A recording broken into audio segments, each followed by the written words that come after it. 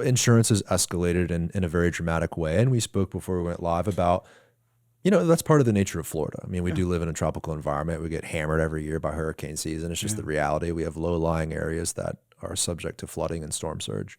So it's not like it's an issue that is going away. But we also both talked about how Florida is in a unique circumstance outside of different states because of that geography, because of our natural environment.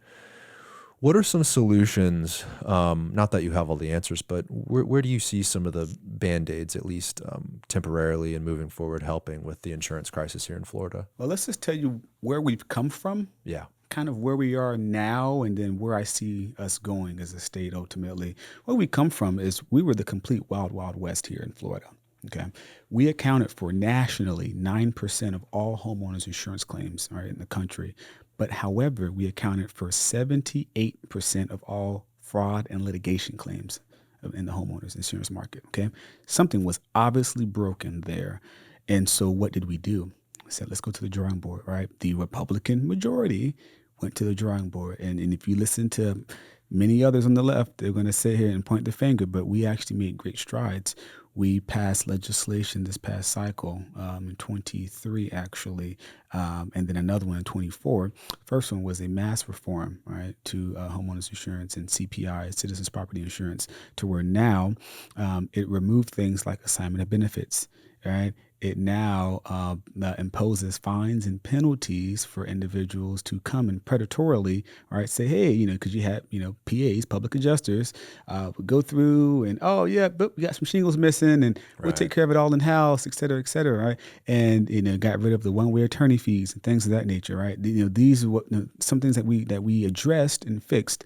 And then this last cycle, we addressed E&S, which is excess and surplus.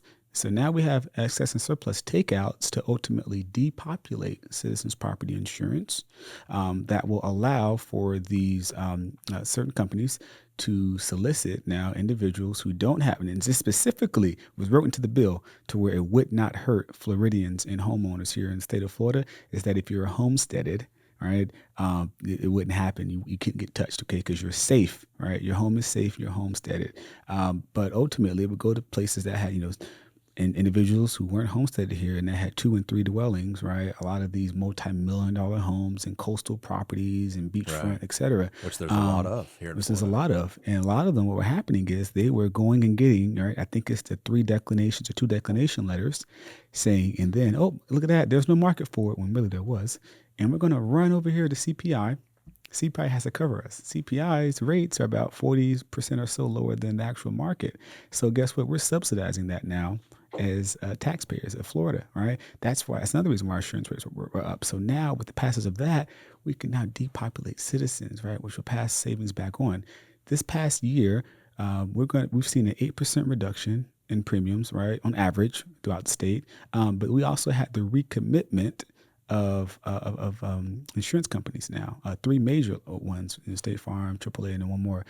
So these are some of the things that we're looking at. And then we have more companies recommitting now to Florida as well. And so here's the thing. I've met with nearly every major player with different industries all throughout the state because I want to be well-versed on the issues and how the heck we can tackle it, right?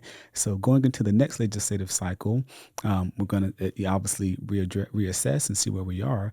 But then ultimately, let's look at something like taking on a whole new thought around insurance, possibly separating roofing from dwelling, okay? And that'll most likely be for like and I talked it out and I thought about it, and I did speak to some executives about it. It would help depopulate CPI, but mainly affect more of that higher net worth individual in the short term. And then we have to look at ways that we can help subsidize, right, for your common folk. But at the end of the day, depopulating CPI helps everyone out ultimately. So these are just some of the things that I brainstorm on and I talk about with people. Hey guys, if you want to watch the full episode of this clip, click right here. Make sure to subscribe by clicking right here. Thank you for watching.